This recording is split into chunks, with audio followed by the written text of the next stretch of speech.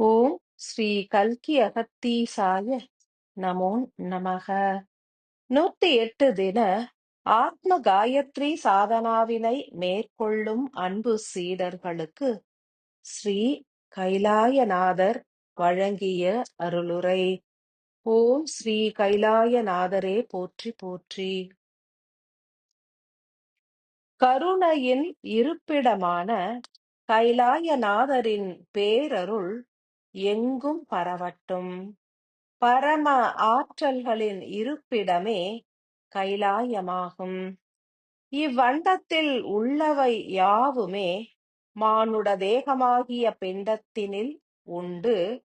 இப்பூலோகம் என்பதும் சூரிய சந்திரனும் அனைத்து கோள்களும் ஒரு மானுடரின் சிரசினில் உண்டு. அவ்வகையில் கைலாய மலையும் அதன் தன்மையும் இயக்கமும் மனித சிரசினில் அமையப் பெற்றிருக்கும். கைலாயம் எனும் ஓர் உன்னத பிரதேசத்தினில் சிவசக்தி ஆற்றல்கள் நிறைந்திருக்கும். அவ்வகையில் கைலாயநாதராகிய எமது அணுவினில் 3 நிலை ஆற்றல்கள் அடங்கியிருக்கும். பாதரசமும் வெள்ளியும் தங்கமும் தாமிரமும் சரிசமமாய் கலப்புற்ற ஓர் அணுவாக அமைந்திருப்பதே கைலாயநாதர் எனும் அணுத்துகளாகும்.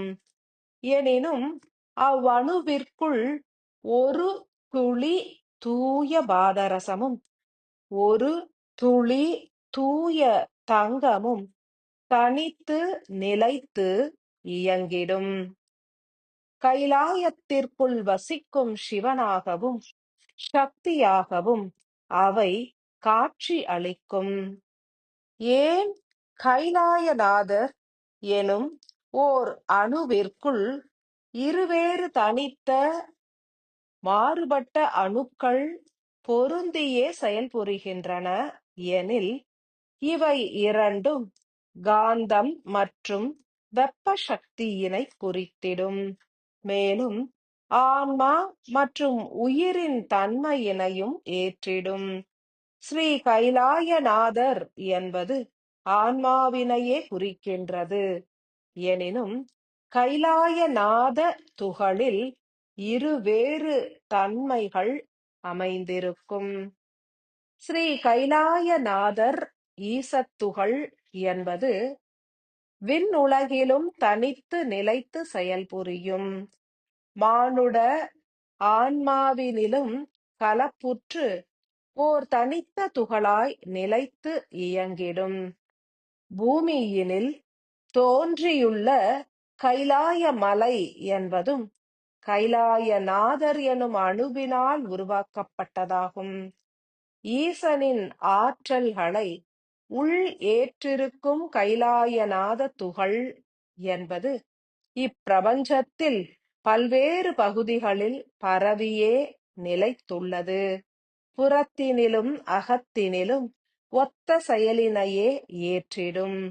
மானுட ஆன்மாவினில் கலப்புற்றிருக்கும் கைலாயநாதர் எனும் ஆன்மத் துகளானது எவ்விதம் இயங்கிடும் என்பதனை உணர்ந்து கொண்டால் எமது தன்மை மற்றும் குணநலனையும் அறிந்திடலாம். ஸ்ரீசக்கர தியானங்களை மேற்கொண்டு கருணை எனும் வாயிலை நோக்கியே பயணிக்கும் அன்பு ஆன்மாக்கள் மாத்திரமே எமது தன்மையினை உணர்ந்திட இயலும். ஒரு மானுடரின் சிரசினில் இரு விழிகள் அமைந்திருப்பது போன்றே கைலாயநாதர் எனும் அணுவிற்குள் இரு ஆற்றல்கள் தனித்து இயங்கிடும். வேறு எந்த ஒரு அணுவிற்குள்ளும் இவ்வித அமைப்பு என்பது நிலைத்திருப்பதில்லை. 4 வித கனிமவள ஆற்றல்களும் ஒரு சேர கலப்புற்று நிலைத்திருக்கும் காரணத்தினால் கைலாயநாதராகிய யாம் சிரசினிலும் 4 வித ஒளியாற்றல்களையும் வழங்கி 4 வித இயக்கங்களையும் ஏற்றிருப்போம். அந்திப் பொழுது எனப்படும் சூரிய உதய நாழிகைகளில் யாம் பாதரச ஒளியாற்றலினை உயிருக்கு வழங்கிடுவோம். பின்னர் உச்சிப் பொழுதுகளில் தாமிர ஆற்றல்களையும், மாலையில் தங்க ஆற்றல்களையும், இரவினில் வெள்ளி ஆற்றல்களையும் ஈர்த்து உயிருக்கு அருளிடுவோம். எம்முள் நிறைந்திருக்கும் தனித்துவம் வாய்ந்த இருவேறு அணுக்களும் உன்னத செயலினை ஆற்றிடும். ஒரு தேகத்திற்குள் உயிரும் ஆன்மாவும் நிலைத்திருப்பது போன்று எம்முள் இருவேறு தனித்த ஆன்மத் துளிகள் நிலைத்திருக்கும். ஒரு மனிதர் ஆன்மாவினை உணர்ந்து பரமாத்மாவுடன் ஐக்கியம் அடைந்துவிட முற்படுகின்ற தருணங்களில் எம்முள் வீற்றிருக்கும் இருவேறு துளிகளும் ஒன்றோடு ஒன்று கலப்புற்று இயங்கிட முற்படும். மானுடர்கள் அறியாமையில் திளைத்து மாயையில் ஆட்பட்டு இயங்குகின்ற தருணத்தில் எம்முள் நிலைத்திருக்கும் இருவேறு கரு துகள்களும் தனித்து பிரிந்து நிலைத்திருக்கும். ஸ்ரீ கைலாயநாதராகிய எம்முள் சிவனும் சக்தியும் நிலைத்திருப்பது போன்று இருவேறு அணுக்கள் நிலைத்திருக்கும். அவற்றின் இயக்கத்தின் மூலமே மானுடர்களின் அகப்புற இயக்கங்களும் அமைந்திருக்கும். எம்முள் நிலைத்திருக்கும் இருவேறு துகள்களும் ஒன்றோடு ஒன்று இணைந்தால் மாத்திரமே மானுடர்கள் இறை லயத்தினை ஏற்க இயலும். அனுதினமும் தியான நிலைகளை ஏற்று இறைவனை அடைய முற்படுபவர்கள் தங்களது சிரசினில் உள்ள கைலாயநாதர் எனும் ஆன்ம துகளானது வீரியமாய் இயங்குவதனை உணர்ந்திடுவர். எம்முள் நிலைத்திருக்கும் இருவேறு அணுக்களும் ஒன்றோடு ஒன்று பூரணமாய் கலப்புறும் தருணத்தில் அவை இரண்டும் உருகிக் கரைந்து எம்மோடு ஐக்கியமடையும். எனில் கைலாயநாதர் எனும் ஈசத் துளியினில் அடங்கி இருக்கும் இருவேறு அணுக்களும் ஒன்றிணைந்து எம்மோடு கரைந்தால் மாத்திரமே மனிதர்கள் பூரண முக்தியினை ஏற்றிடுவர் என்றுணர்க.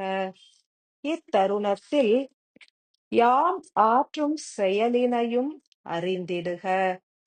தனித்துவம் வாய்ந்த கைலாயநாதரெனும் ஈசத் துளியில் ஆற்றல்கள் குறித்தே அறிந்திடுக.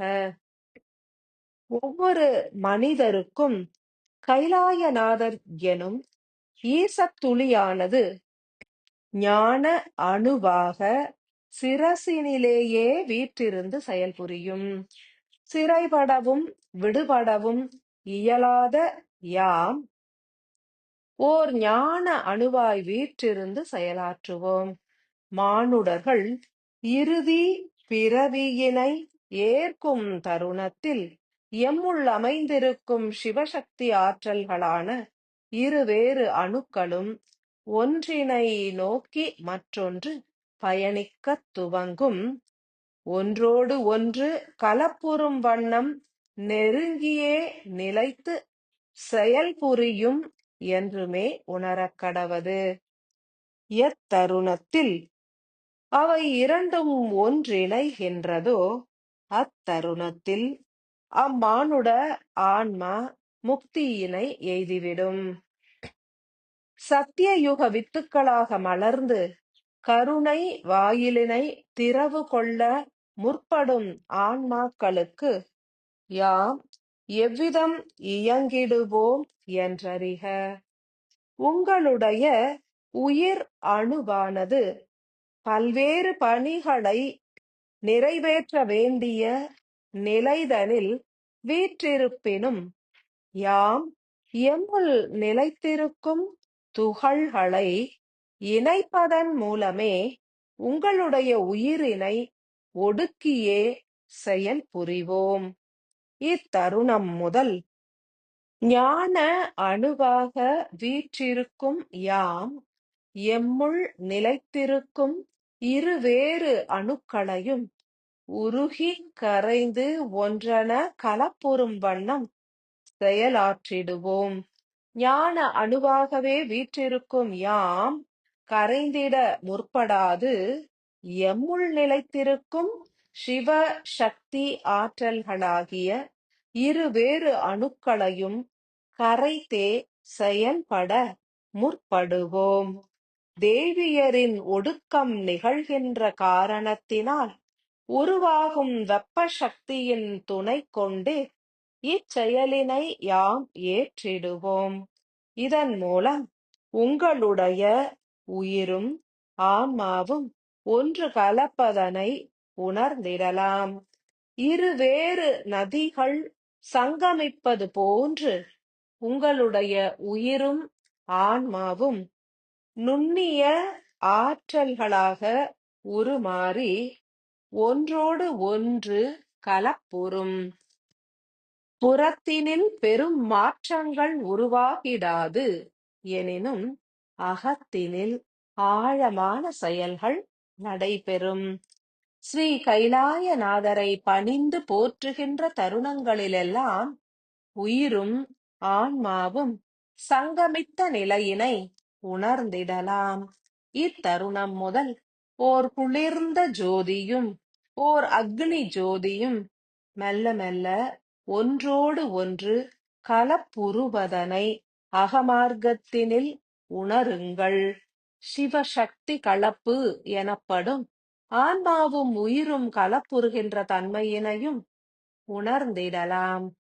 பல பிறவிகளாக தீவிரமாய் இயங்கிக் கொண்டிருந்த உயிர் சக்தி என்பது எளிதினில் ஒடுங்கிவிடாது என்றும் சில காலம் சென்ற பின்னரே பூரண ஒடுக்கம் கண்டிடும் என்றுமே உணரக் கடவது.